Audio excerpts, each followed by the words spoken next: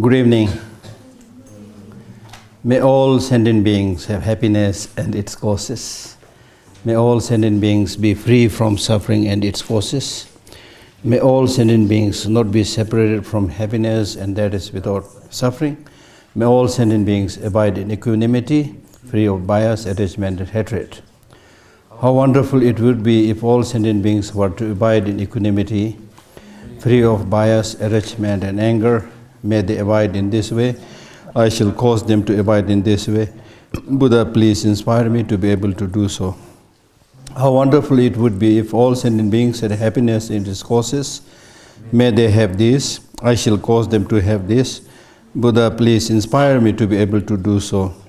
How wonderful it would be if all sentient beings were free from suffering and its causes. May they be free. I shall cause them to be free. Buddha, please inspire me to be able to do so. How wonderful it would be if all sentient beings were never parted from higher rebirth and liberation's excellent happiness. May they never be parted. I shall cause them never be parted. Buddha, please inspire me to be able to do so.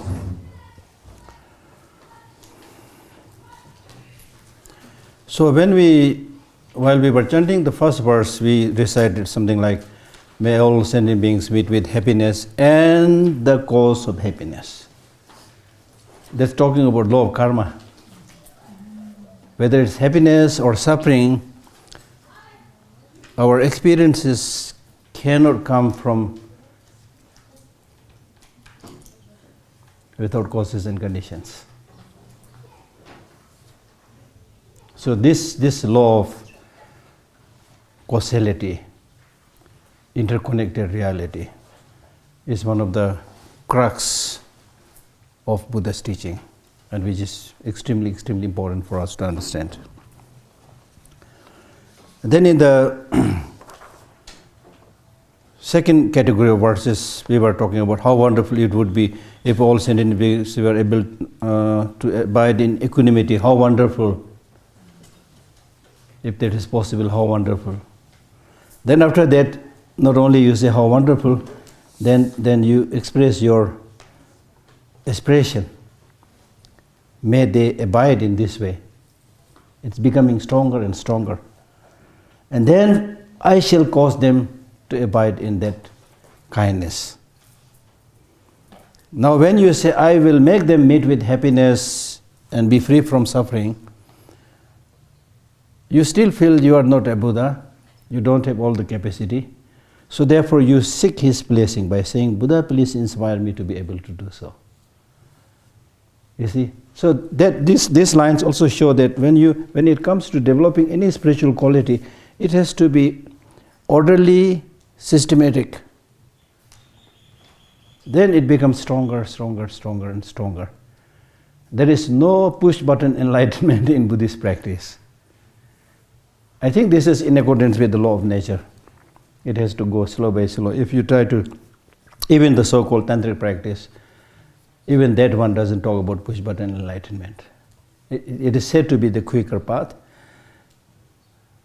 but still there are systematic practices to be done, right? That's one thing that you need to know. Then second, we have been talking about these 4 immeasurable qualities. As is explained in the Abhidharma, it says these 4 immeasurable practices called immeasurable.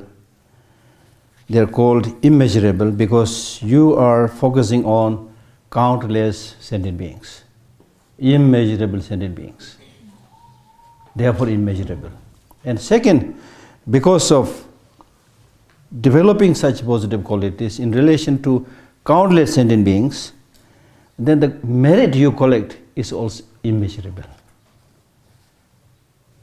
That's the meaning.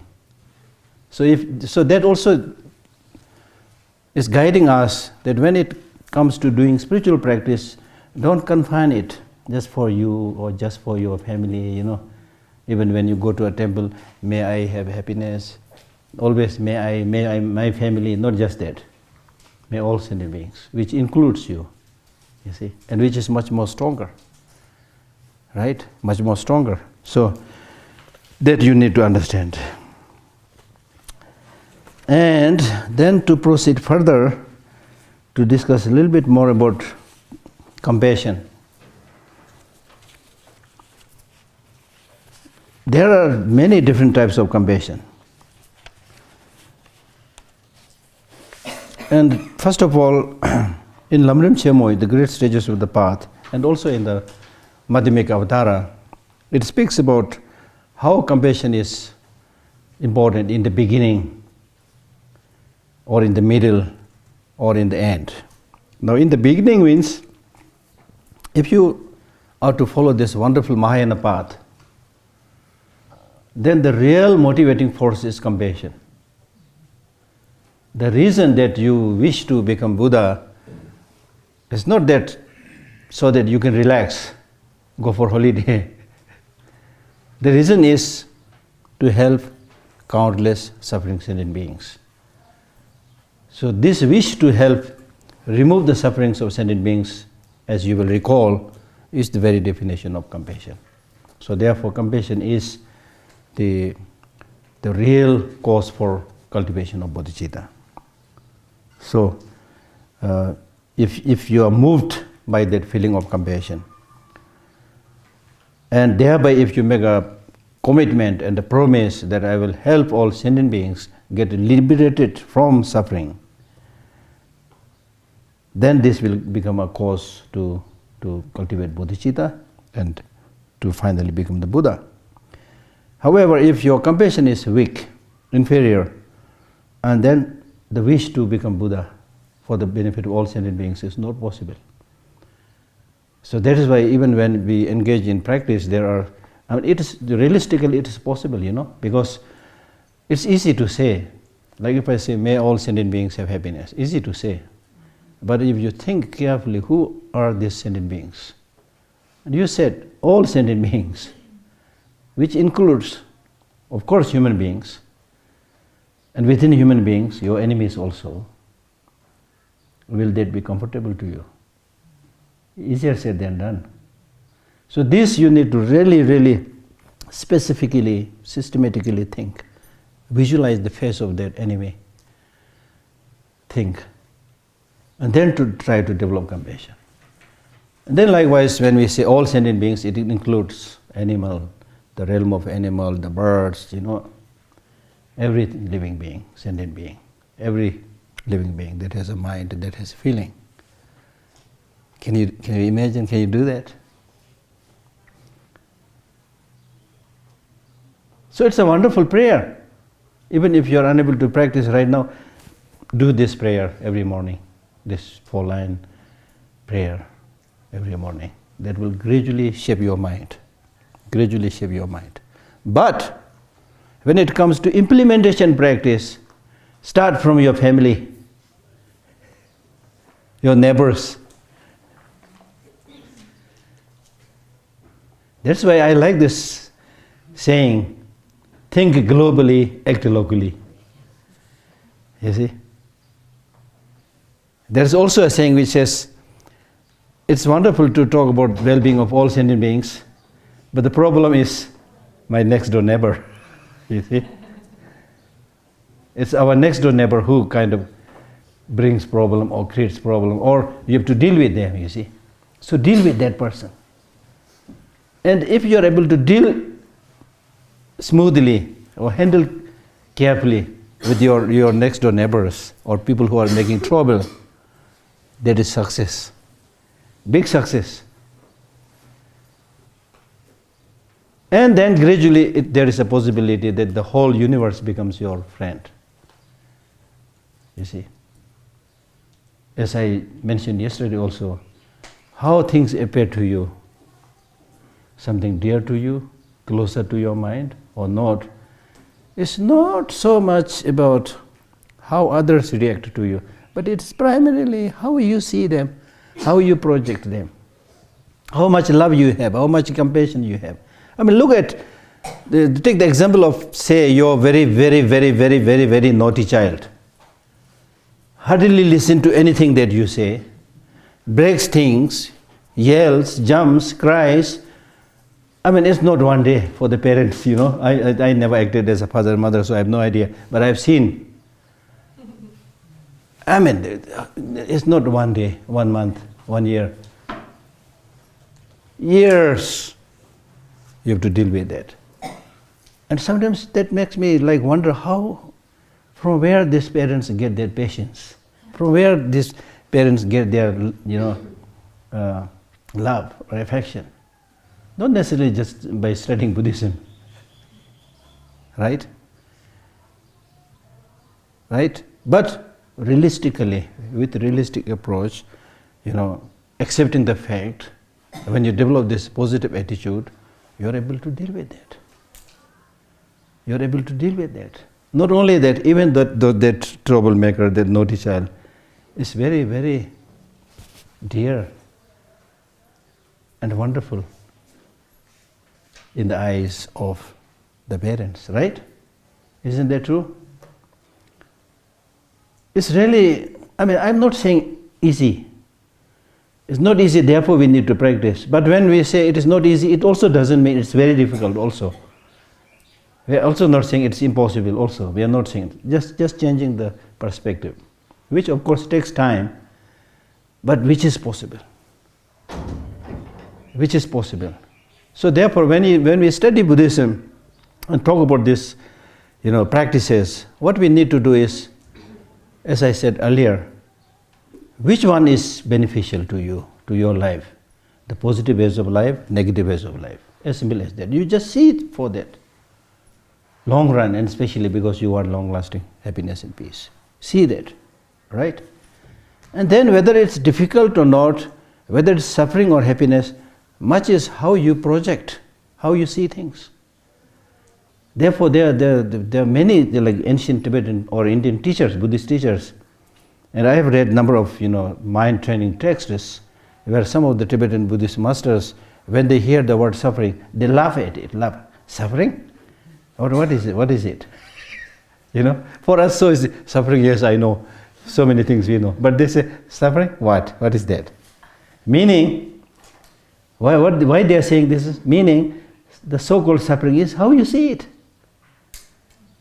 How you see it. It's your mental projection, you see. When you don't like somebody, even when that person has done nothing, you get suspicious, Oh, the way she is looking, maybe bad to me. The way she is smiling, bad to me. Even she may be chanting mantra, Om Tari Tu Tari Ture So, but still I may be thinking she is saying many bad things to me. Really? Much is your mental projection. Then as he said in Shantideva, even if that object or that person has harmed you or harming you or hurt you, but still the response, the solution is not violence. For example, take the example, if you are going somewhere, moving your hand recklessly and hit on a thorn or a rock and the hand starts bleeding, no stupid person will get angry and hit again to the rock or the thorn. Then why to the sentient being who harmed you? Similar. The thorn has also hurt you, the human being has also hurt you. But when a human being or sentient being harms us, we get angry. When the thorn on the rock hurt you, but then of course they say, no, Geshe Lhakdor, you are stupid. I am clever. People might say like that, I am clever. Because I know as a clever person that human beings or sentient beings, they have motivation. They have thinking. So by thinking, by calculating, they have harmed me. Therefore I am retaliating. Whereas in the case of the rock and the thorn, they have no motivation. So therefore, I don't try to revenge or retaliate. I am clever. So there the Buddhist master says, no, if you are trying to be clever, then you should be a little bit more clever. Meaning that if you are really thinking about the sources, then don't get angry with the person, but get angry with the negative emotion, which motivated the person to act in a destructive, negative way. So motivated by negative emotion means when you are seized, when you are overpowered by negative emotion, when you are addicted with the negative emotion, all of us, we don't have much control. Not only people harm other people, but they also commit suicide. Where you can, there you can see the helplessness of the person. Ordinarily speaking, if you see a crazy person insane mad person, well-known mad person, shouting and saying all the bad things, and then people say, "Oh no, don't go there. His screw is loose. Huh? He's mad. Don't just leave him or help him, something like that, right?" So similarly, in a bigger sense, we are all crazy. Forgive me to say that. Something like that, you see, right? We want happiness, not being able to cultivate the causes for happiness. Don't want suffering, continuously cultivating the causes of suffering. So there's a little, because of these negative emotions, we are a little bit like sick or crazy, something like that. I mean, not sick in the ordinary sense, but in a more deeper sense. So therefore, when somebody hurts you, there's every reason to feel love and compassion. That he is doing this not because he is enjoying it. He is doing this not because he is enjoying it, but because of short-sightedness, because of lack of knowledge. Like as I had given you the example of your children, when they do something destructive, especially when they are young, when they do something destructive, everybody understands. Oh, he's a child. And Buddha says the same thing to us. When we commit mistake, Buddha says, "Oh, my children, sentient beings." Of course, we think, "No, what? I am children. I am professor. This, that, you know." But from the parlance of a highly, highly enlightened being like Buddha, we're all like his children. So there is so much treasure in these teachings of the Buddha, which if we are able to excavate, we can have that mine of jewels and golds, and can really, really make our life much, much, much, much happier. And therefore, happiness and peace has nothing much to do with just external material resources or relationships and things like that. So therefore, in one of the sutras, Buddha says, if you have one practice or one quality in the palm of your hand, you have all the practices in the palm of your hand. And what is that practice? Great compassion. Amazing. Great compassion. And what is great compassion? Thinking, may all sentient beings be without suffering. Imagine one practice, so wonderful, efficient practice.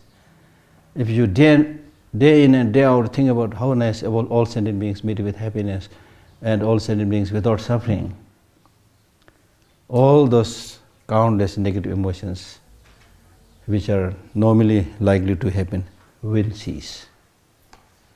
Not at one go, of course, it takes time, but they will cease. And that process of practice or that kind of attitude is called a meditative stabilization,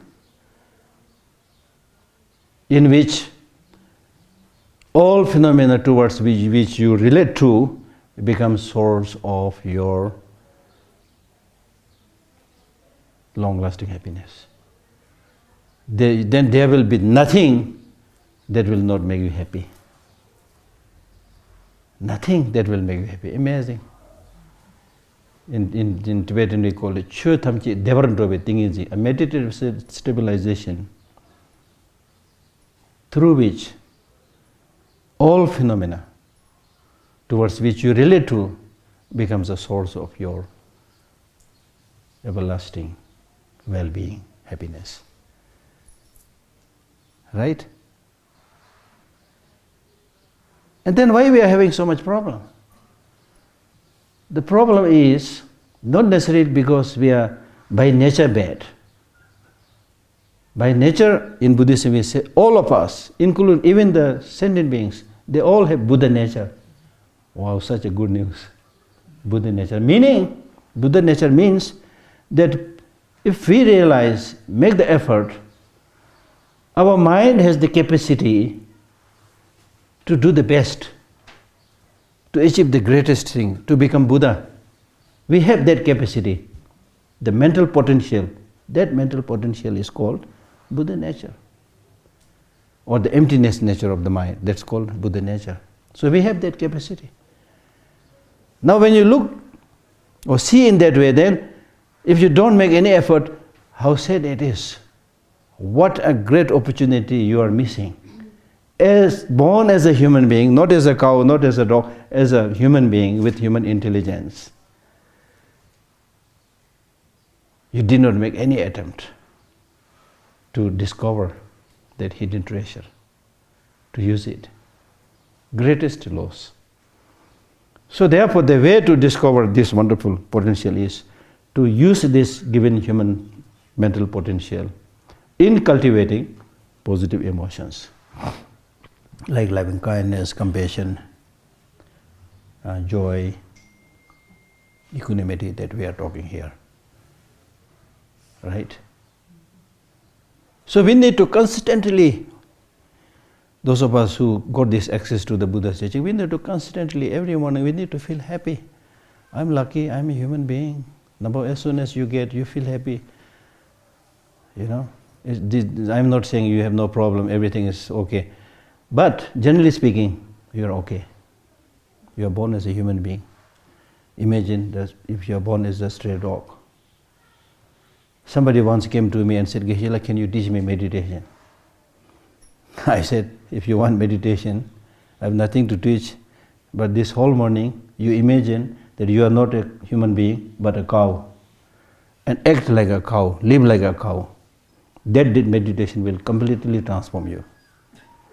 Because otherwise we are born as human beings with this wonderful potentials, capacities, but we just take it for granted, you know. We take it for granted.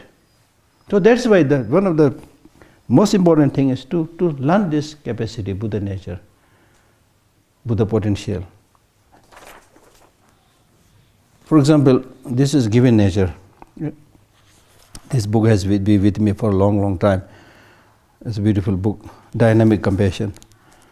So there are ancient philosophers about this concept of non-violence. He says, now this is a little bit archaic, old, language. Nature hath given unto man a countenance, face, not terrible and loathly. What he is trying to prove is by nature we are more closer to love, compassion, non-violence. Nature hath given unto man a countenance not terrible and loathly, as unto other brute beasts. We don't look like a tiger or things like that. But meek and demure, representing the very tokens of love and benevolence. If you look at your physical structure. She hath given him amiable eyes, our eyes, and in them assured marks of the inward mind. The mind goes inside, connected within. She hath ordained him arms, look at our arms, to clasp and embrace in friendship. And His Holiness, I can never forget this. Once His Holiness was giving a talk in Varanasi to the Brahma Kumaris. So as the translator, I was sitting on his right hand on a chair.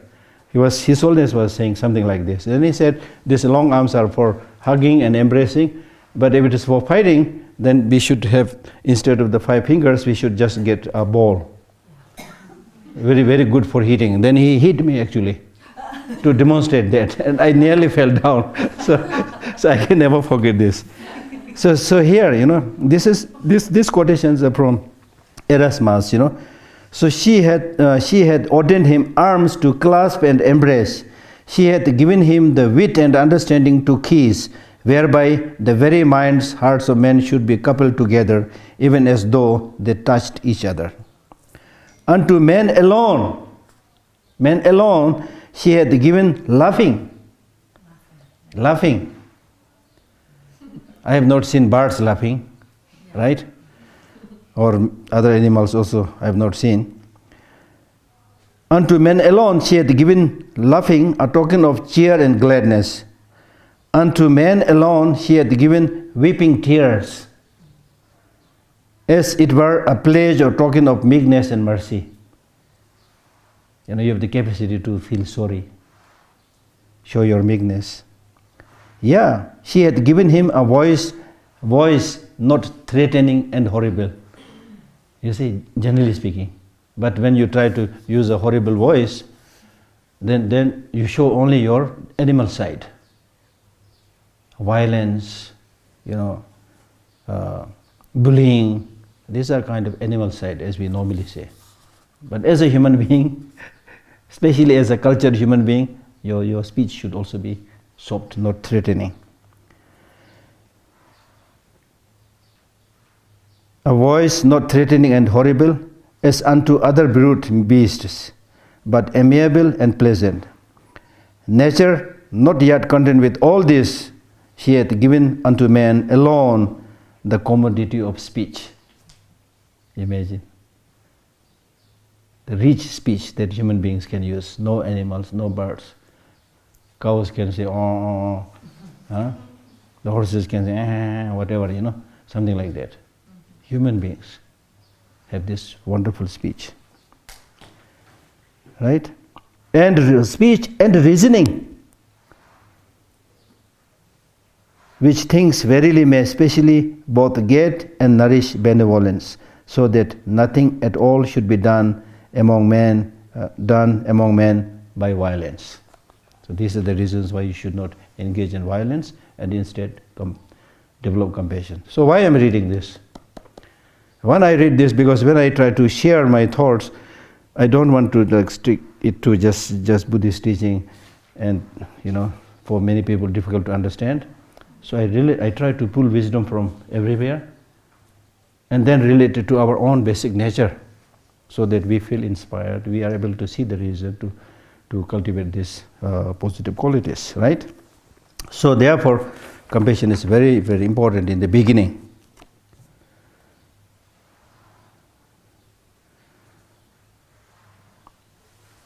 So therefore, in this Lamrim Chemo, it says, in short, compassion is like your breathing.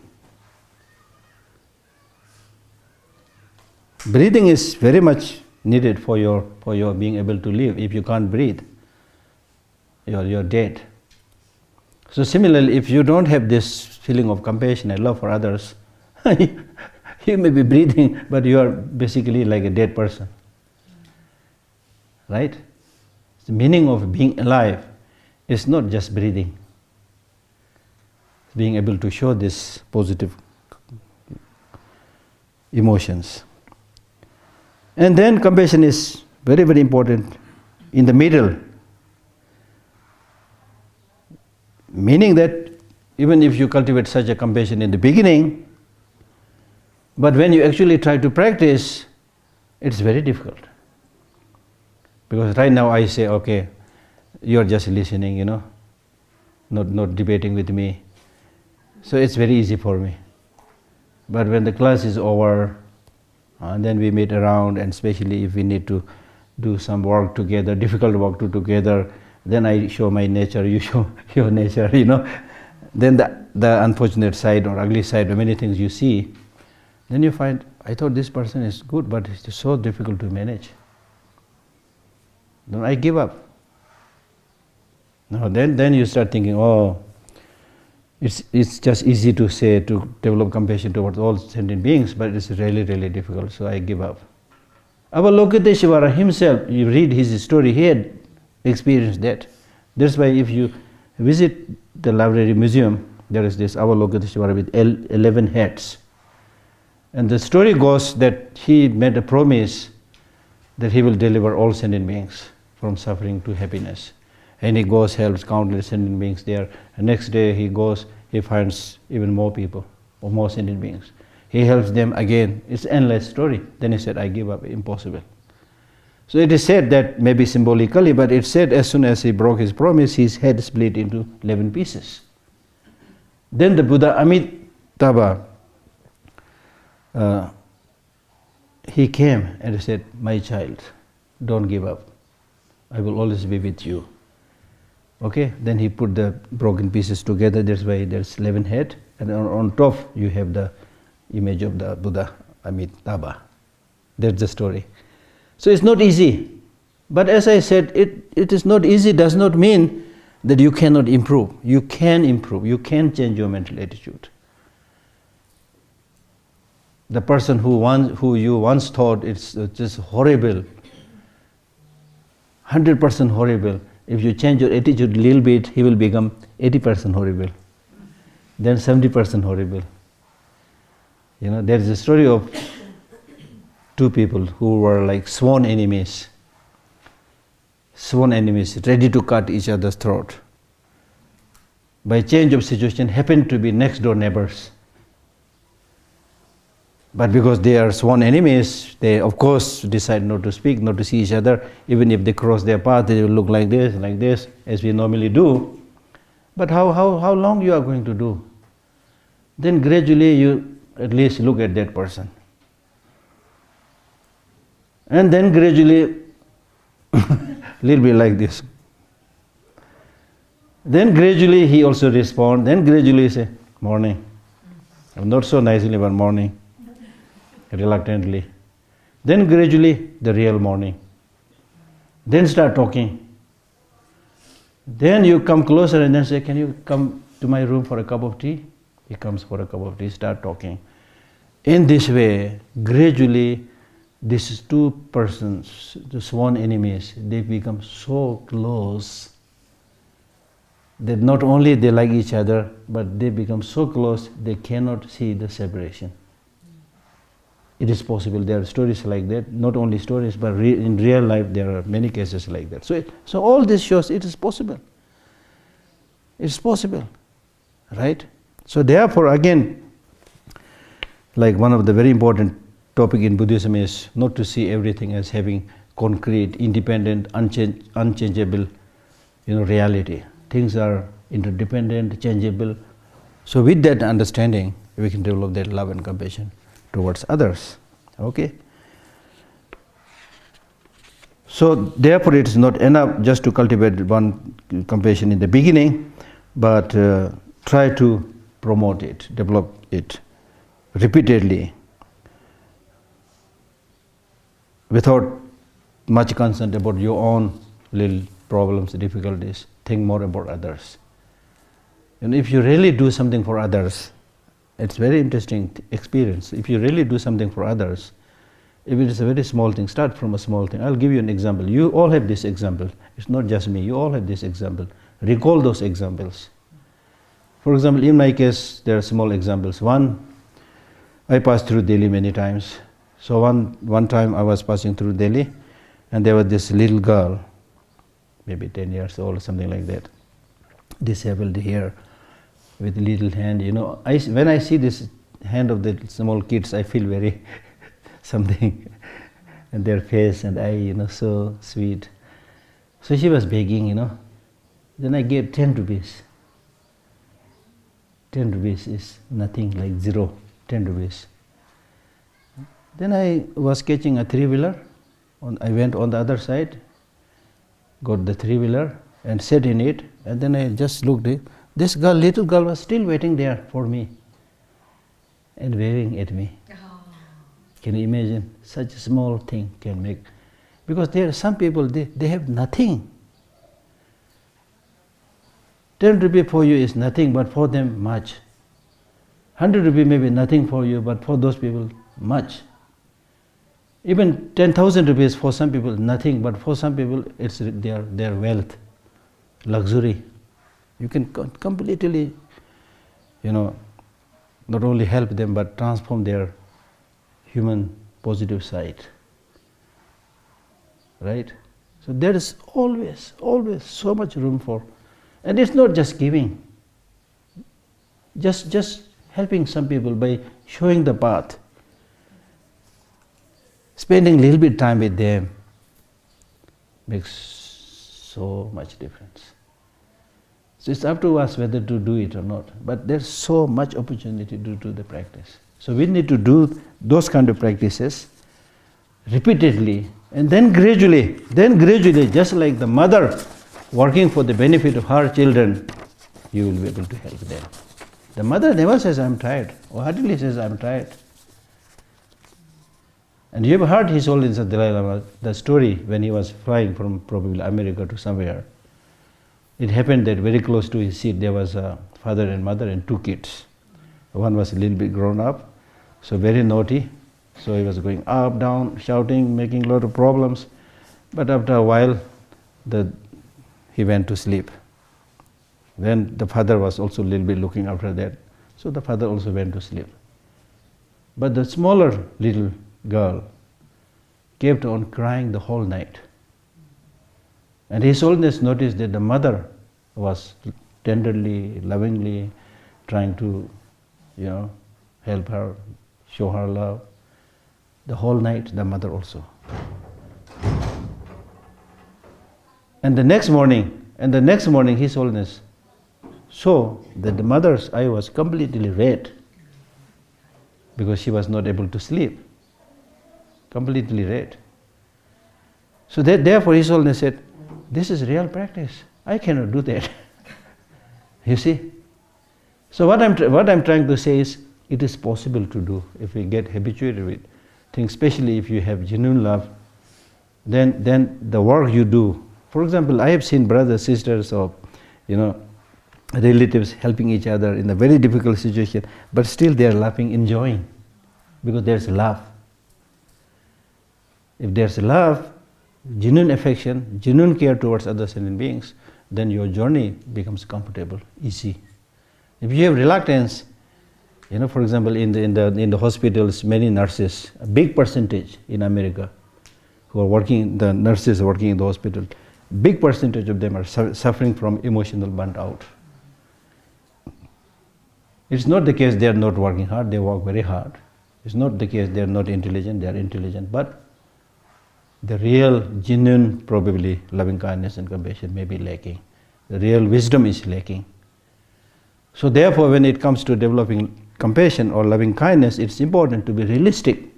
How much you can do, how much you cannot do. Right? Even the Buddha could not remove all the sufferings of the whole world. It did benefit millions of people, but so we are ordinary individuals. We may not be able to do that. So the important thing is, you do your best, and then if something doesn't succeed, okay, I accept. No need to get emotional burnt out. You experience for emotional burnt out because you come with the idea that I will solve this, I will be able to solve this. And then when you're not able to solve that, then you start thinking, oh, I'm not efficient, I'm not capable, whatever, you start blaming yourself, things like that. Right? Probably, I'm not so sure, probably. So therefore it's important to be realistic. Right? To be realistic. Do as much as you can do. And then there are occasions to retire a little bit back, recharge yourself, and then work. It's not like that you just sit there with that suffering person and emotionally get sucked out, Because you are there to help. Right? Even when people nowadays describe this word, empathy, they say suffering with others. I mean, suffering with others is good, but how much you are ready, how much you will be able to suffer, because the purpose is to help others. So help others in such a way. In fact, for example, if somebody is suffering, there are many cases where if you show your little bit like strength, that helps that suffering person to gain the strength. But if you show your vulnerability also with the same person, then that person also see, I'm helpless, this person who is helping me also is helpless, Right? So it's really, really important to develop both the method. In Buddhism we say both the method, which means compassion, and also the wisdom together. Method and wisdom together. And another thing that I can never forget is, once I was, as a translator, I was translating for His Holiness for somebody. Then His Holiness was talking about compassion. Then His Holiness said, in order to genuinely develop compassion, you need to develop that wisdom, based on which you are able to really see the reality. Then you develop compassion. Because when you see the reality, you are able to see if the sentient beings make an effort, it is possible for them to get liberated, but still they are not making effort. Still they are not making, effort to understand the reality, so therefore they are suffering. So that suffering is, in a way, unnecessary suffering. And His Holiness gave the example. For example, he said, if there is a ant here, moving here, looking for water, and water is just here. And those people who have higher insight, like human beings who are looking the whole thing, you can see, oh, this ant is looking for water, water is just here. But that ant doesn't have that kind of meta insight, meta capacity to see that whole thing. So he moves, looking for water, sometimes comes quite close to water, then turns back and go. So we are like that, suffering unnecessarily. Because if you reflect, study a little bit about this reality of impermanence, of suffering, of interdependent origination, then when you confront these many problems, you will be able to face them. Yes, this is samsara. Yes, things are impermanent. Now, things are impermanent doesn't mean everything will die. Impermanent also means flexibility. Things are impermanent, it will change. You know? When somebody dies, you don't get shocked, right? And in fact, right from the beginning, if you have this very good understanding of impermanence, you will love all other sentient beings much more than before. Because these people are impermanent, they are vulnerable. My husband, my wife, my brother, my sister, whoever, impermanent, vulnerable. When they are going to die, I don't know. When I am going to die, I don't know. So therefore, while we are together, we must be nice to each other. That's the outcome of understanding of impermanence. And among our Tibetan friends, I've very often seen that, for example, if one of the family members is now moving permanently to, you say, Europe or America, then few days they will celebrate together.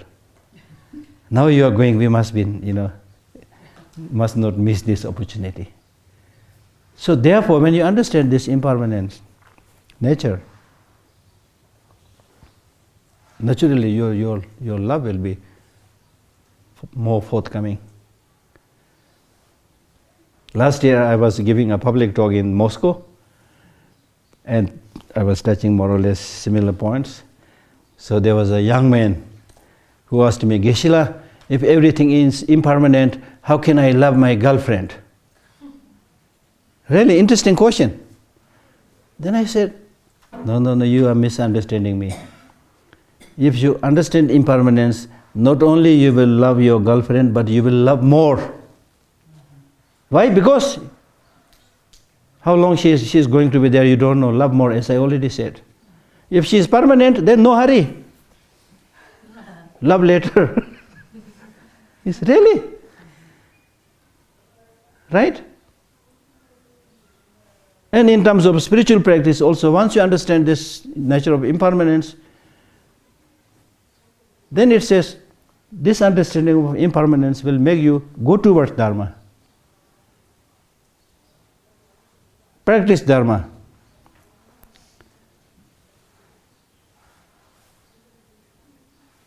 For example, if you are meditating on like death, that death is definite. As soon as you know death is definite, you also make a promise, I will do Dharma practice definitely. You make that promise. Because you see that practice is the most important thing. And then in addition to the definiteness of the death, when you also realize the time of death is indefinite, then you make the second promise that I'll practice Dharma right now. Because the time of death is indefinite, I cannot wait. And at the time of the death, it's only positive attitude. You call it spiritual practice, Dharma practice, positive emotions, whatever you want to call it. It is only this inner qualities, inner positive conditioning which is going to help you. Nothing else is going to help you. Therefore, I will do only Dharma practice. I mean, that is not so easy for us, but I will probably say, I will mainly do Dharma practice. Right? So therefore, another way of explaining this compassion is explained in the beginning of the entering the middle way, Madhyamika Avtara, that it speaks about three types of compassion. Compassion focusing on sentient beings, compassion focusing on phenomena, compassion focusing on the unobservable object.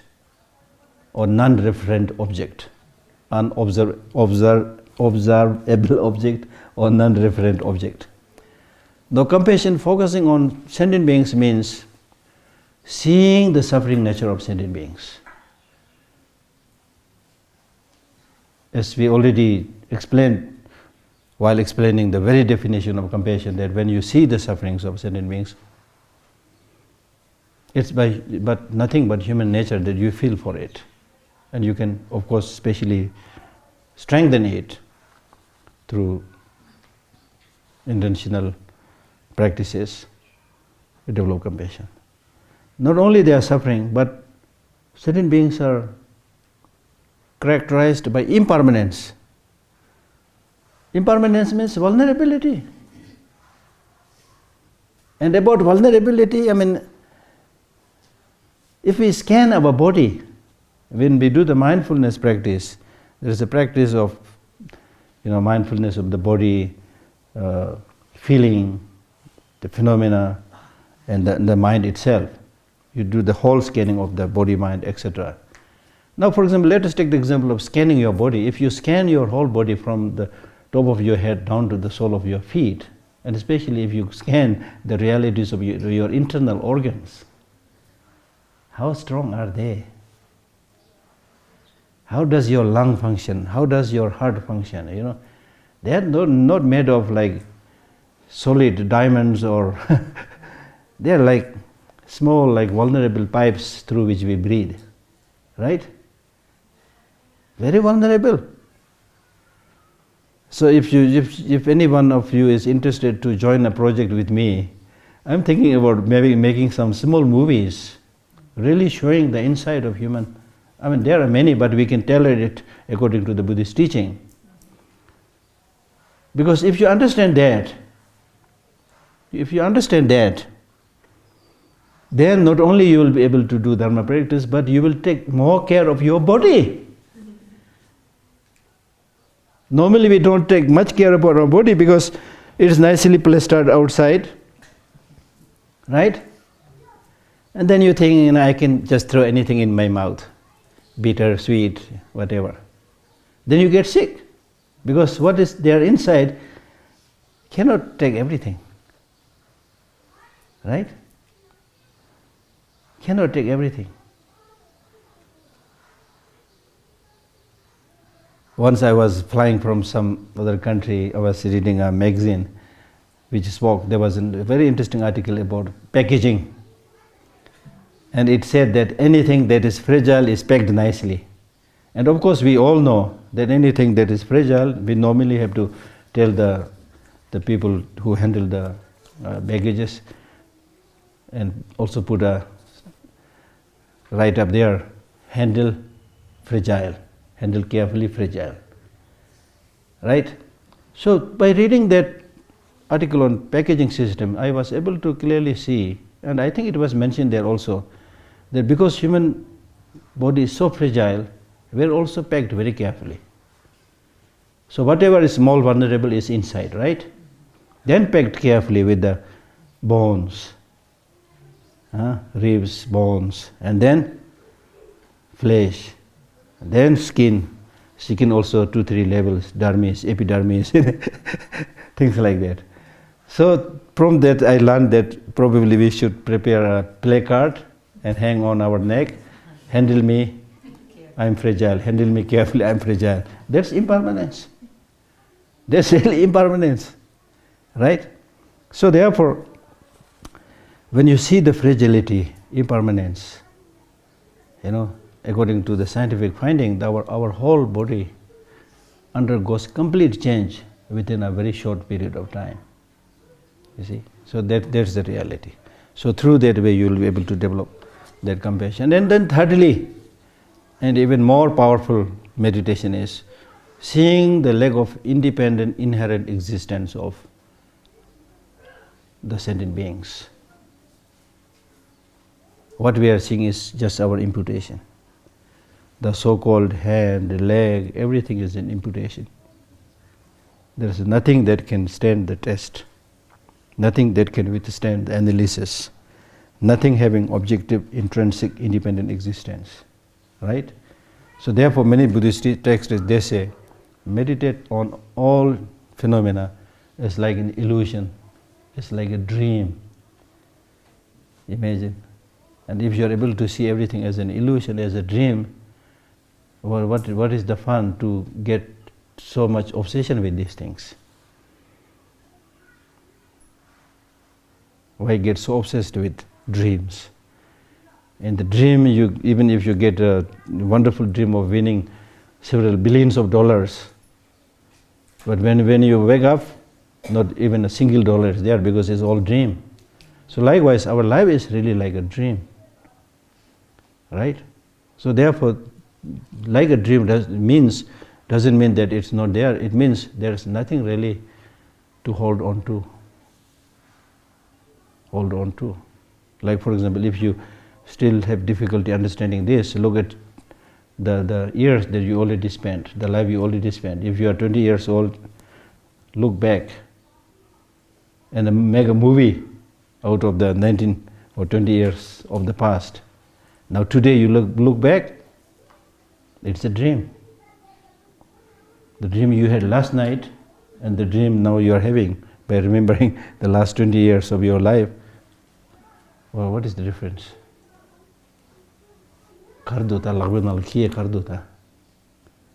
What is there now? Nothing much. So the point is not saying that there's nothing. Things are there. But there's not much reason to get obsessed with anything, to get stuck with anything. Because when we talk about achieving liberation, we are talking about getting freedom. So don't lead those ways of life by which you get stuck to things. That's what I'm talking about. So that's why when we talk about the four immeasurable practices, it is either started by the practice on equanimity or ended with the practice of equanimity. Right? So that means towards all sentient beings. Don't favor anybody. Don't develop special attachment to anybody. Don't develop special disliking to anybody. See all as equal. It's a difficult job, not easy. But if you are able to do that, like take the example of a good leader who treats everybody equally, as such a good leader, so compassionate. And His Holiness gave this a wonderful example. He said, if 10 beggars came to your house begging for food or clothes, 10 beggars, equally poor, 10 beggars came. So if you make a differentiation among these 10 beggars, you give food to one and not to the others, something like that, it doesn't make sense. Because you are knowing these people for the first time, they're all beggars, equally poor. So whatever you give equally towards all them, towards all these people. Don't make any differentiation. So in a way, we are all beggars. Shortage of positive qualities, shortage of love, shortage of compassion, shortage of patience, shortage of tolerance, right? We are deprived of all these really, really important positive qualities. That's why we are suffering. So when you see sentient beings in that way, then you will naturally be able to treat them equally. I mean, not at one go, but slowly. That's your goal, to treat them equally. Right? Because from the sides of sentient, from the point of view of the sentient beings, they are all equal because they all want happiness, do not want suffering. If you ask this question, except maybe somebody who is really, really crazy, you want happiness, everybody says happiness. If you ask them, you want suffering, I think nobody will say, I want suffering. So from the side of sentient beings, they are equal. In the sense, they all want happiness, do not want suffering. And then also from the side of sentient beings,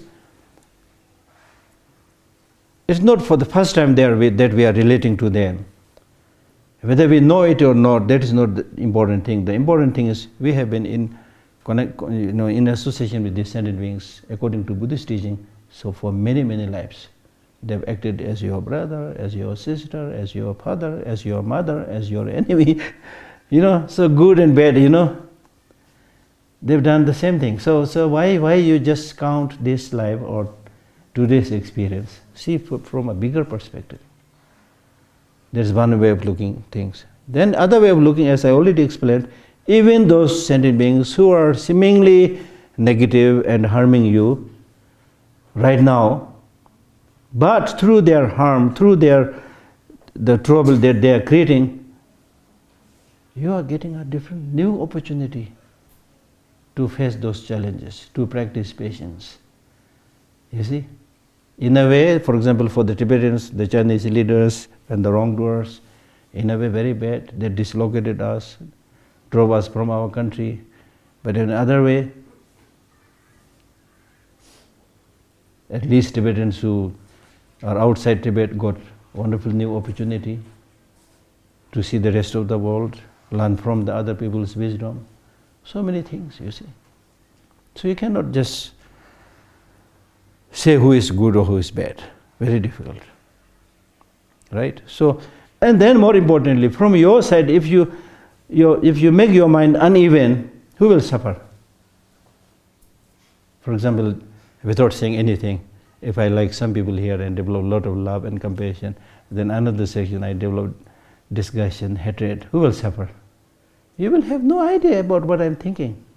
But myself, because of this unevenness of mind, I will suffer.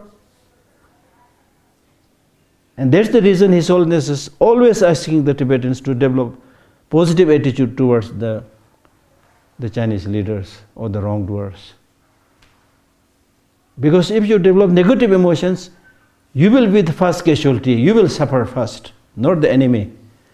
For example, even if because you are Tibetan friends, I'm sure, so I will take this opportunity and then, count about how the wrongdoings of the Chinese leaders and so forth, and then I try to mobilize you, please support me. I bang the table and get very angry here, say all the nasty things in the world to the Chinese leaders. Who is suffering? I will suffer, and with me, you as Tibetan friend will also suffer here in this hall. But the Chinese leaders may be sipping a nice cup of tea, watching a television, have no idea what we are doing here. You see? So the negative emotions harm you. So if you are a clever person, don't do those things which harms you. Instead, if you really want to challenge the enemy, the so-called enemy, and of course during this recent Mind Life conference, His Holiness was making very powerful statement by saying, even when we talk about enemy, what do you mean by enemy? Where is the enemy? Is there a permanent enemy? The real enemy is negative emotion inside us. He was very, very almost emotional, because he was really frustrated with this thinking of division and killing and enemy, right? So in the true sense of the term, the real enemy is within oneself, not outside, right? So if you think in this way, then you will be the first beneficiary. If you think positively, if you think negatively, you will be the one who will suffer most. So when we talk about doing Dharma practice, it's for one's own benefit and thereby to benefit many others. So therefore, develop this compassion by being realistic, meaning understanding suffering, understanding impermanence, understanding interdependent origination. Then the compassion that you develop will be strong, realistic, and many people in the West, scientists, they have now realized this. They need to focus on the strength side of the practice of compassion. So the strength side will come. Number one, the compassion itself, if you have right from the beginning developed it in a healthy way, with understanding of the way things are, then your compassion will be strong. There will be no compassion fatigue, as I already said. But without that understanding, if you just simply tell people, be loving, be compassionate, and not tell the other side, the wisdom side, then there is sometimes a likelihood of becoming a doormat. And in some of the Buddhist teaching it says, they give the example of cotton. It says it's important to be compassionate, loving, but that doesn't mean you should become a cotton. Meaning that cotton, look at cotton when say, cotton, so nice, it's so soft, But they use it to put it in the mat and sit on them. So that's not what we are teaching. And then similarly with honesty also. Honesty doesn't mean that you have no room for breathing. There again the Buddhist teaching gives an example of saying that it gives the example of a tree which is really straight and tall and straight. Everybody appreciates it. Oh, wow, wonderful, what a tall, straight tree. So normally that's good. But it says if you want to prepare a saddle for the horse, that tree will be useless. So we need to find a tree which is a little bit crooked.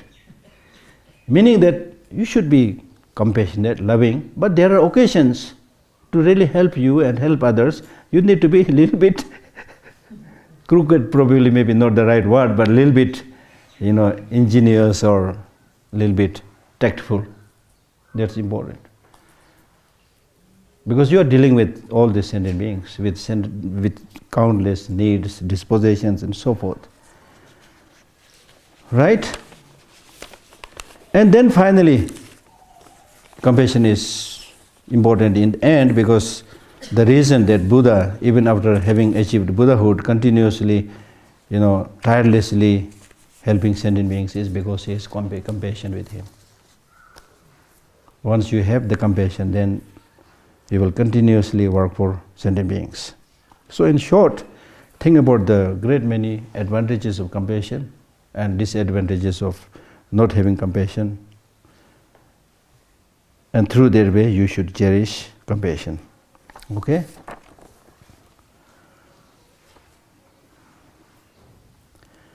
Then next is sympathetic joy. Now, sympathetic joy means when you train the mind, mind is very, we call the mind a monkey mind. It's very tricky. You need to especially, focus on certain things to make the mind work. So basically, if you have loving kindness, you have compassion, I think that's enough. Probably no need to talk about, joy also. But joy here means, immeasurable joy here means, when you see other people succeeding in their job, right? Becoming famous, or receiving praise, we should rejoice.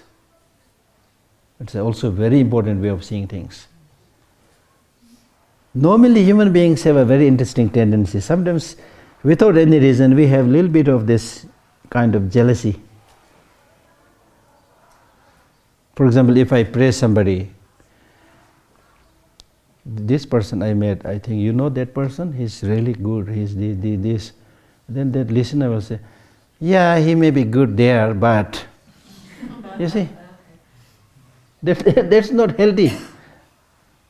So therefore, Shantideva in his Bodhisattva way of life says, if somebody is praising the good qualities of somebody, you full-heartedly support that. Because here you are just talking about the good aspect of that person. He may have bad aspect, that we are not talking right now. So don't try to bring that up. But we have this tendency, yeah, that's it, but I know the whole story, And so you expect everybody a perfect person. Where is the perfect person? Including yourself, you see. So from the practitioner's parlance, even if sentient beings, they are doing a little bit good, just like mother to the child. When the little child, when the child is very small, not even able to speak, when for the first time the child says few words, the mother and father, they are overjoyed. She said the first word, wow, as if it is a big miracle, wow.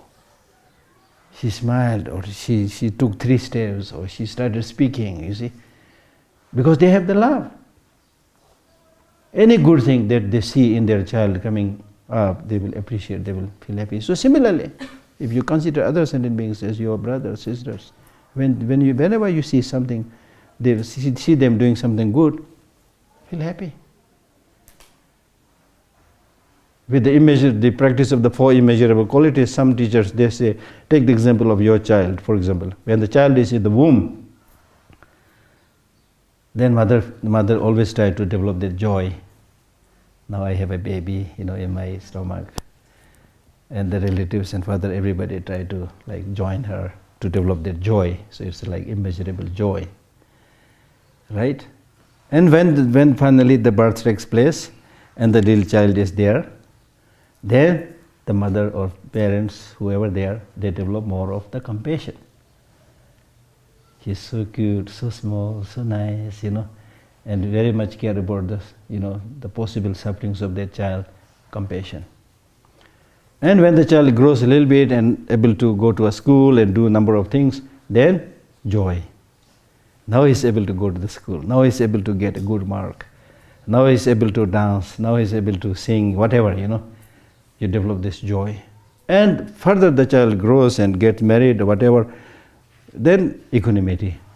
Now he's able to look after himself, so leave him. Equanimity. Something like that.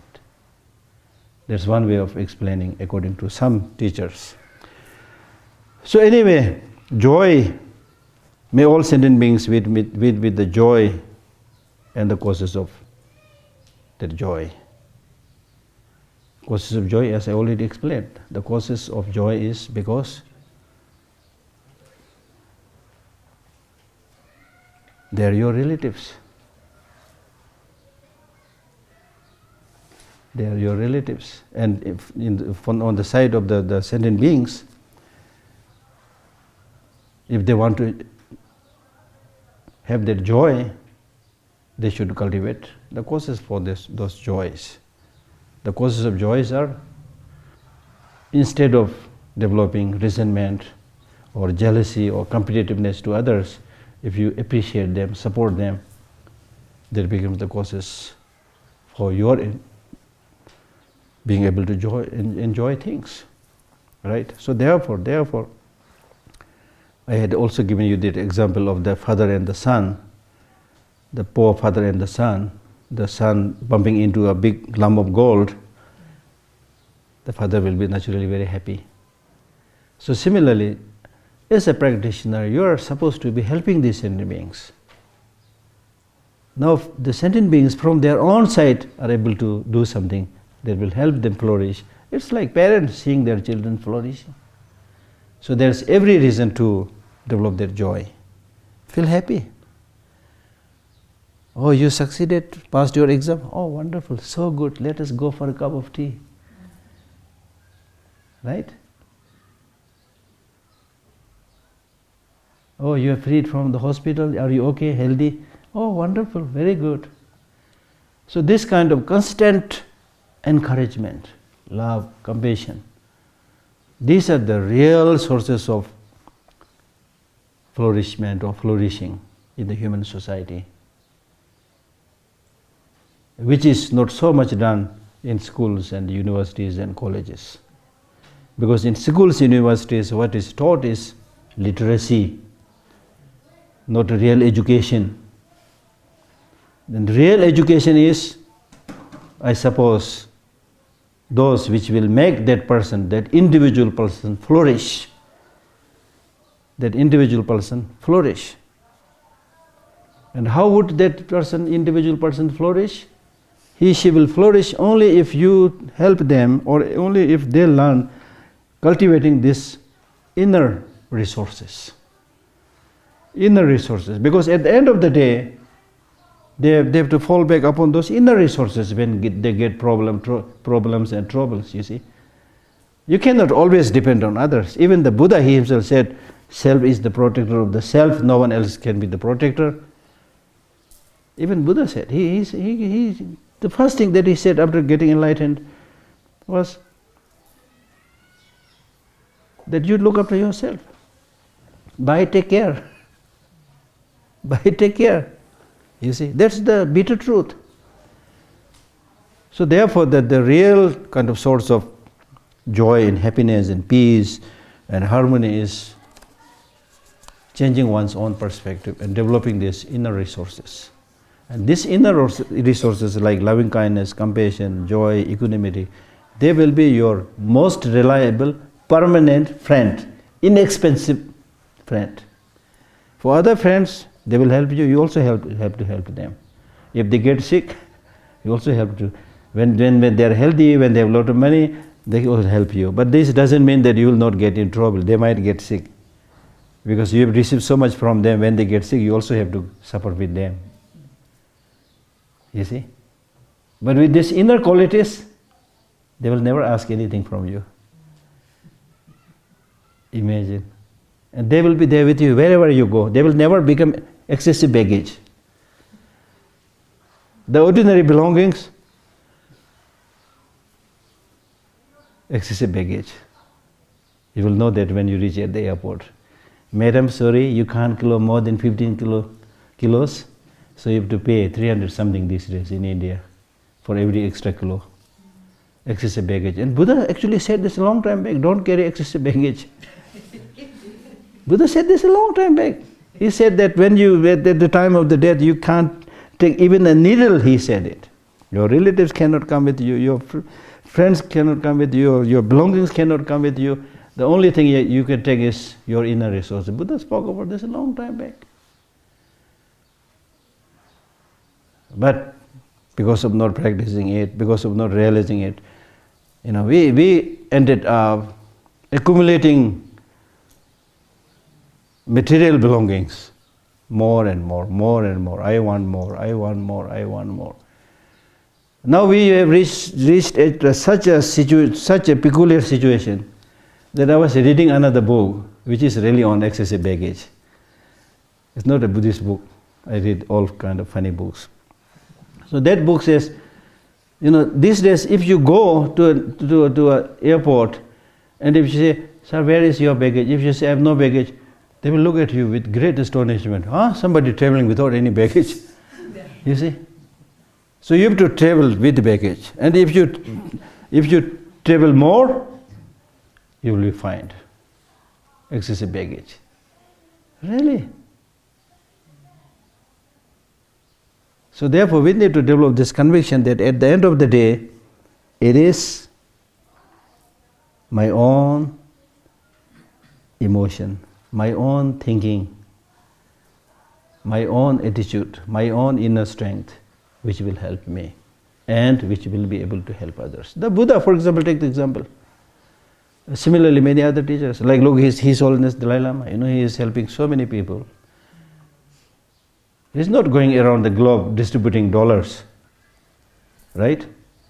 Then why people go after him? Because he treats everybody like his children. Show genuine love, genuine compassion. So just by seeing everybody, oh, I saw His Holiness Dalai Lama. He's so happy, you see? Because if you have that genuine love, genuine compassion, everybody needs it. These qualities, like the four immeasurable qualities, are the commodities which is in short supply these days. You see? But then you need to realize the good thing is, if these qualities like the four immeasurable practices, if you share it, the good thing is, the more you share it, the more you will become richer. It's not like sharing the property or belongings. You see? Again, you can see the differences between the inner resources and external resources. External resources, if I give this watch to somebody, I'm without watch. But I share my knowledge of love and compassion. The more I talk, the more I get new insight. Nothing is lost. You see, it multiplies. And these inner qualities, as I said, will never become excess baggage. No thieves can steal, no robbers can rob. But otherwise, these things, property, when you don't have, you have to work like a donkey to get it.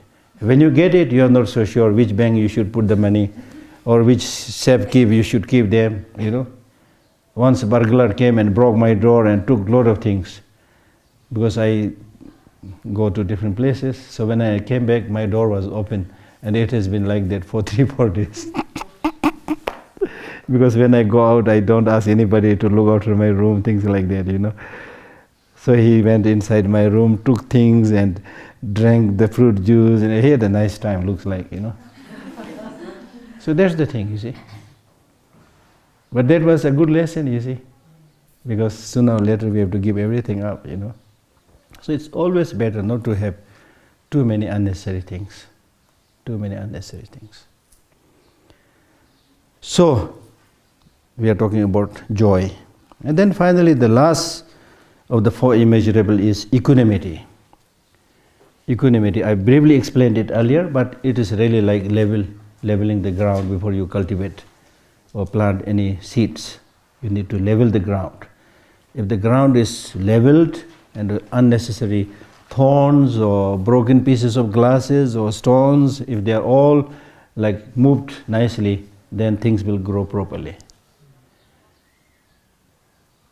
One of my Tibetan, friend who studied farming in Japan, after his study he came back and we were discussing, and then he said in Japan they never have, crooked radish or turnip and things like that. And I said, what are you saying? They grow like that. So what has they do with whether it's grown in Japan or not? No. He said it's dependent upon how you prepare the soil. If you prepare the soil nicely, then the turnip and all these things, they grow nicely. If there's a stone, it will go around the stone, it will become crooked, you see. And when you have like straight turnips and radishes and so forth, then you save a lot of money, because when you do the packing, no space is lost. So therefore people are even now thinking about making square watermelons, things like that, you see. So that was very useful to me, as is explained in the Buddhist text, leveling the ground. So equanimity is like leveling the ground. When you had nicely leveled the ground, then on that nicely leveled ground, you plant the seed of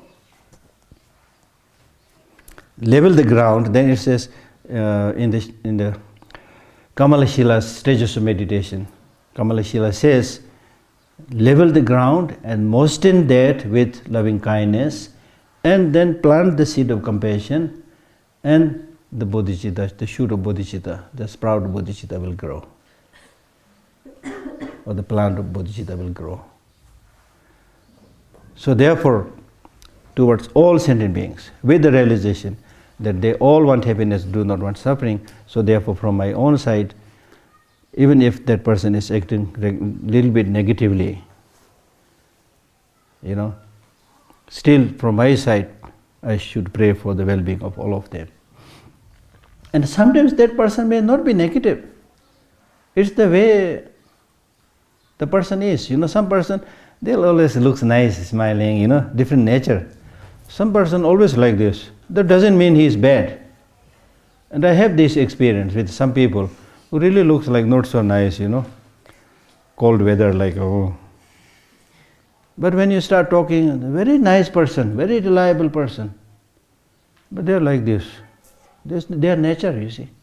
Their nature. As Shantideva says in his Bodhicharyavatara, when somebody does something wrong to you, you should see whether it is temporary because of certain situations, or it's their nature. If it is temporary, then it's like the cloud which has momentarily, hit the sun. It will go away. So don't get angry. If you want to get angry, then also get angry with the cloud that very often hides the sun. But you don't get angry because the cloud will soon go. So it's temporary. If somebody gets angry temporarily, it's not his ultimate nature. His anger will cool down. You can be nice. He can be nice. So don't get angry. And if it is his or her nature to get angry, then also don't get angry. For example, fire. The nature of fire is to burn you. There's nothing you can do. So realize that this is fire's nature. So the only thing I should do is I should be careful, not to approach that fire so that I get burnt. But there's no point to develop that animosity or anger, right? So those of you who are not so familiar with the Bodhicharyavatara, I strongly, now having studied a little bit about these four immeasurables, your next thing will be buy a book of Shantideva's Bodhicharya Avatara. There are many commentaries also. Read them. Read them. There are some of the chapters, the whole book, of course, especially some of the chapters like chapter 6, chapter 4, chapter 8. Amazing. Talks about patience and all those things. So read them, right? So therefore, equanimity is in fact like their fertile ground for developing all these other qualities like loving kindness, compassion, bodhicitta, and all other qualities, right? Because if your mind is not in equilibrium or lopsided, I think it is Shenda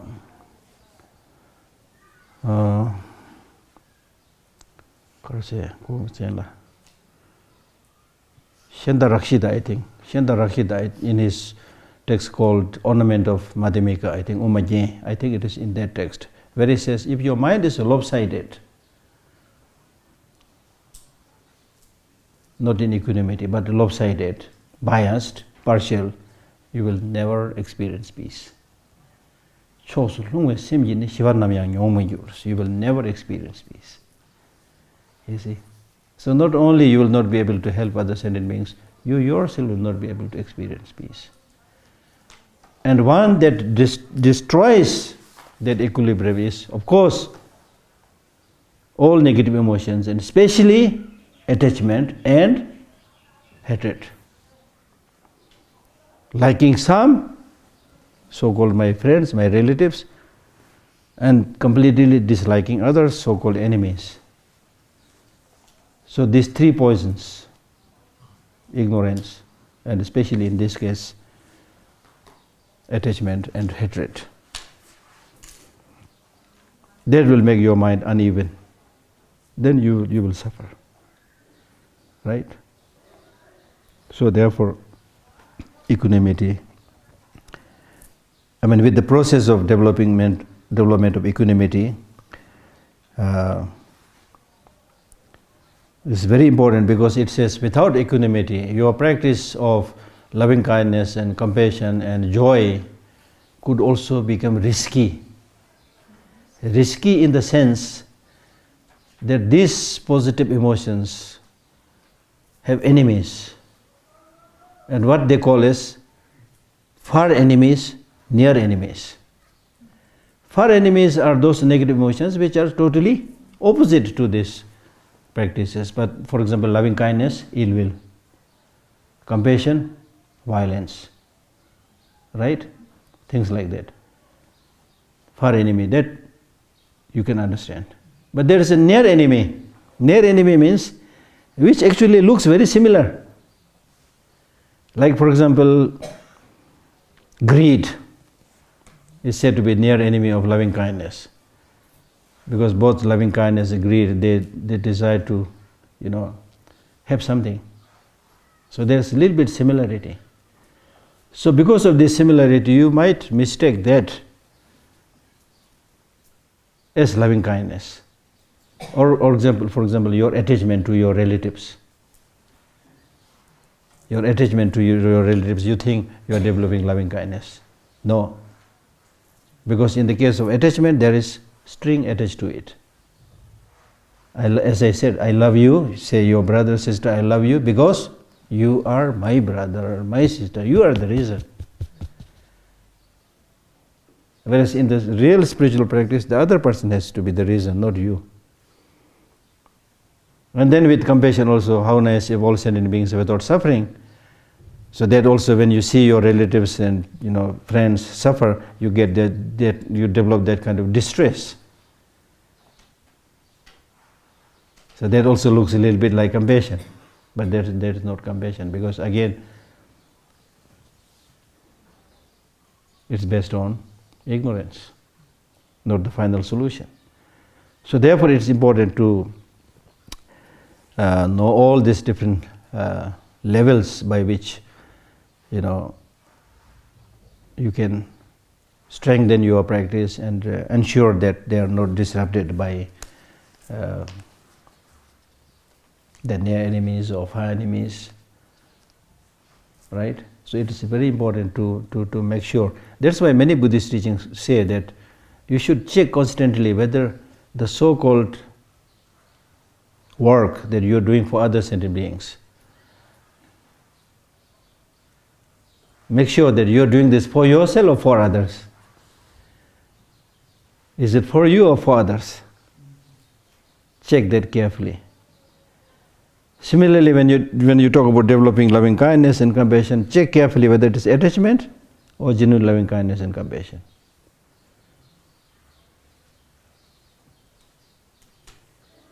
Right?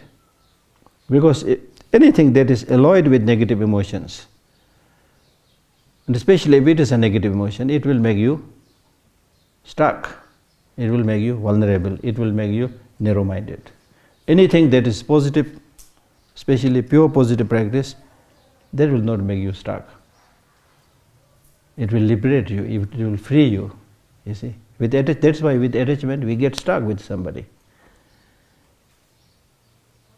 So, to differentiate all this, you need wisdom, the light of the wisdom. Light of the wisdom. There is an ancient story of one Indian teacher who took the class, and after finishing the lesson, he told one of his students to take this particular book and go to my room and keep it on the table. So this boy, he took the book.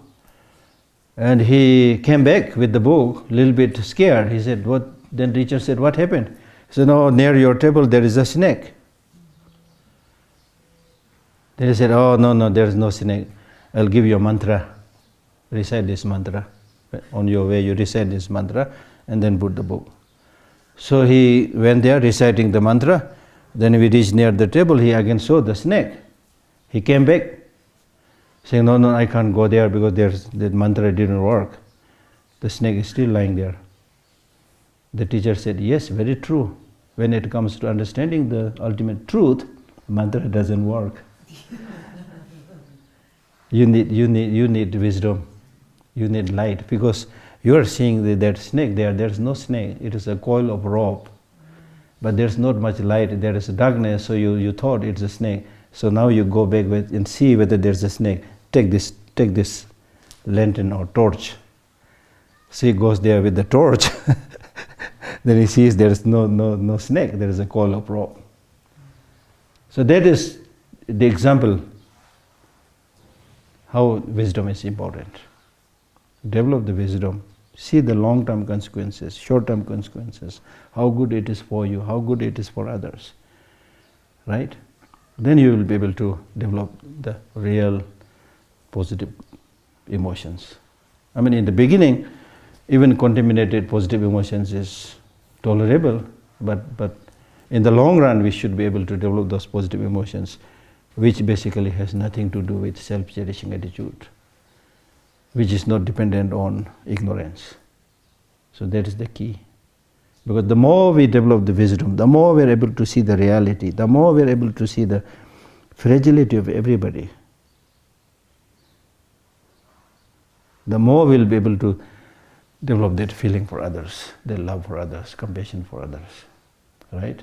And when you don't have that wisdom, even a small wisdom, when you don't have this, I mean, I can narrate several examples. Like, take the example of somebody going to war, even these days, with those powerful destructive weapons. The armies go there, jump in front of these destructive weapons, in the name that I'm brave, stupid brave. And I'm kind of shocked and surprised. How come these people don't realize that they are going to be killed? Do they know they are going to be killed? Or they don't realize that they are too brave, so nobody can. Even the very awful destructive weapons cannot kill you. It's because of ignorance. You call it nationalism or whatever you call it, because of ignorance and because of greed and so many things. Many people sacrifice their life because of money. People join the army for money. So it's all greed, ignorance that we die. We kill ourselves. we create suffering upon ourselves. So therefore it is, I think, very, very important to listen, think and meditate on many of these time-tested ancient wisdom and make them alive in today's world. That's how I started my talk in the beginning, making Buddhism sense in today's world. Make them alive. Make them alive. Now, for example, even with empathy or even with compassion, people are now talking about cognitive empathy, cognitive compassion, emotional empathy or emotional compassion, and then empathetic concern or applied compassion. Several layers can be there, meaning that compassion is not only to be talked about, but to be practiced. But it's not enough to say that it's to be practiced. In order to practice, you need to genuinely develop that compassion. Feel, emotionally experience it, feel it. That will make you stand up, go and do things for others. If you just recite the lines, may all sentient beings, it's good, it's a good reminder, but there will be not much progress, you see. So if you genuinely develop that loving kindness and compassion, your action towards other sentient beings will come automatically as an offshoot, as a byproduct. You don't have to do any other thing. The only thing is you really need to develop that genuine one, not the false one. So that takes time. That takes time.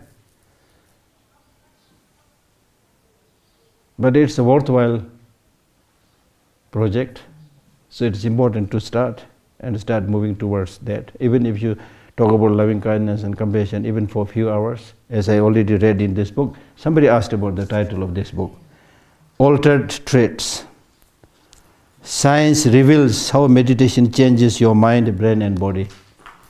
One very recent book published by Daniel Goleman and Richard Davidson. Both of them are, Richard Davidson, as you know, is a very good neuroscientist, and Daniel Goleman is a very famous writer who wrote all these books on emotional intelligence, triple focus and all these best-selling books. So I know them since many, many years. Personally, I know them, so this time they give this book to me. So what I'm saying is that they are very, very, they have strong knowledge or foundation of the Western science and the Western way of life. And based on that, they also spend many years in various places in India with many great teachers, and then especially with His Holiness, with all these Mind Life conferences. So they have really a correct perspective of both the disciplines, both the traditions. So therefore, I think what they have written is, I think, very, very useful for all of us. Ask you something? Yeah. Because you speak about the beggar. Yeah. And then we have in Maglogan Yeah. a big possibility to accumulate merit because there are a lot of beggars. Yeah. When I go every day and go walk around, when I give 10 rupees, there's 1, 2, 3, 10. Yeah. But I read in the Dharma books that is 3 different generosities. Yeah. The small generosity is money or food. Yeah. But I want to give the highest generosity, Dharma. How can I give them in 2 words? Yeah, the greatest gift is gift of Dharma, but you cannot preach to a hungry person. The first thing they need is food. So that's why in Buddhism, when we talk about the 4 ways of gathering the disciples or followers, the first is called giving what they need. When you give what they need, then they will develop this feeling of closeness to you, thinking this person has been helping me. Then they will listen to you. So the second is speak pleasantly, meaning not singing a song, speaking sweetly or pleasantly, not singing a song, but giving teaching, advice. Not teaching, not in the sense of like long, endless talk, but just small pieces of advice, because they will not listen to you long talk. Okay? So give some pieces of advice. Don't lose courage, keep clean, things like that. And then the third is you tell them you live this way, not this way, things like that. Now when you give this piece of advice, the fourth is you should also live according to what you taught. Otherwise they will say, oh, he's asked me to do this, do that, but look, he's not doing, you see, right?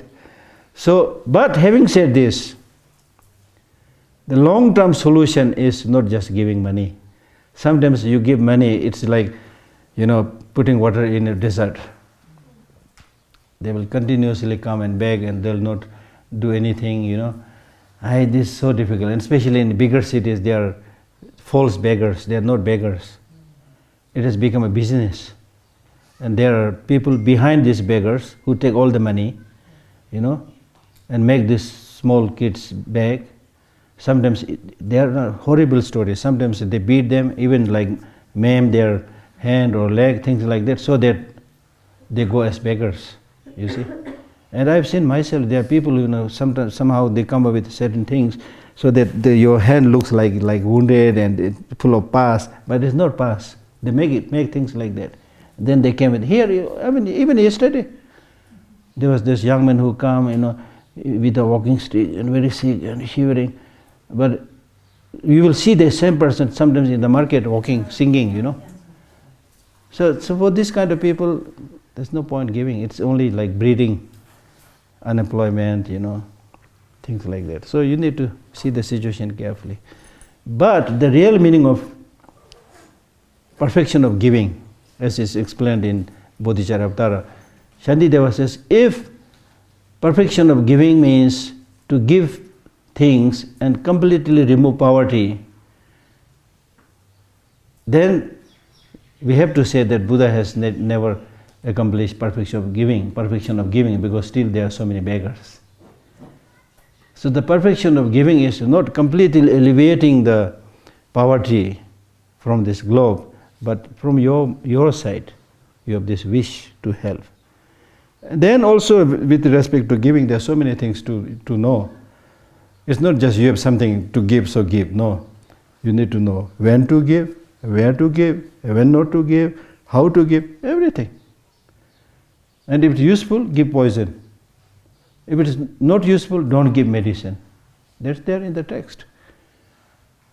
And ordinarily speaking, like when if you are giving something, some gift, then in the Buddhist text says the best gift is give them light, torch, which I also do.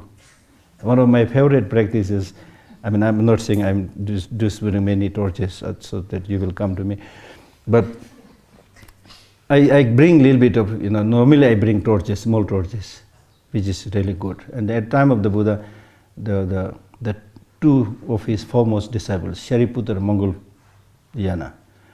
So Shariputra, for example, is said to be very, very intelligent, because he used to give needles with thread to sew the torn out clothes.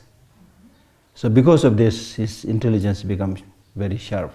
That's the result of his past karma. So anyway, that makes complete sense. So purpose of the Buddhist practice is to sew what is torn out, right? To heal the wound, to repair the broken legs, something like that, you see. So therefore, anything that really, prolongs other people's life, supports their healthy, not necessarily dharma practice as well, and also good way of life. Anything promoting, helping that, give those gifts, they are good. Anything that is like, for example, knife to kill somebody, a gun to shoot at somebody, or anything that will completely distract the life of that person, these are not good gifts. And especially at my age, I have started now realizing that giving material possession doesn't make really much sense. Unless somebody is really, really in need, it doesn't make sense. Many people, they have enough. So it doesn't make much sense. So I've been really thinking, I don't know how to do it, to give the gift of the culture, the education, your experience, especially to the younger generation. In my case, to the younger Tibetan generation. So occasionally, not always, don't think I'm a practitioner, you know. Occasionally, when I think, now I'm about this age, and in general, of course, death is uncertain, and now I'm about this age, so what is it that I'm going to live? In a mundane sense, I don't have children to leave behind, which makes sense, doesn't make sense, but anyway, I don't have children to leave behind. So what is it that I'm going to live? Then one thing that came into my mind is, I'm not very, highly educated or have a lot of experiences, but do have some. Everybody who has reached certain amount of age, they have life's experiences, they have certain knowledges where they have this conviction, oh, this is something very useful, I must share. So those things I really seriously thinking to share. And with the Tibetan system of education also, I've been talking about this. Let us make a plan so that some of the most important values, educations, must be thoroughly taught to the younger generation so that they are able to be the torch bearer. And that will not come in 1 day or 2 days. There has to have a systematic plan. So those things, I think, are the best gift, not only for that generation, but for the humanity, I think. Okay, thank you very much. So, no meditation, no problem. Time is gone. You have to do meditation for the rest of your life. So at least we should recite that prayer. May those with fear be fearless. May those under bondage be freed. May those powerless be empowered. May our hearts join in friendship. And as you will read in this book and also in many other texts, even if you meditate on loving kindness, compassion, or talk about it, even for 1 hour, 2 hours, you collect great merit. And I am thankful to all of you that you give me this opportunity to collect merit. And so let us try our best. Thank you very much.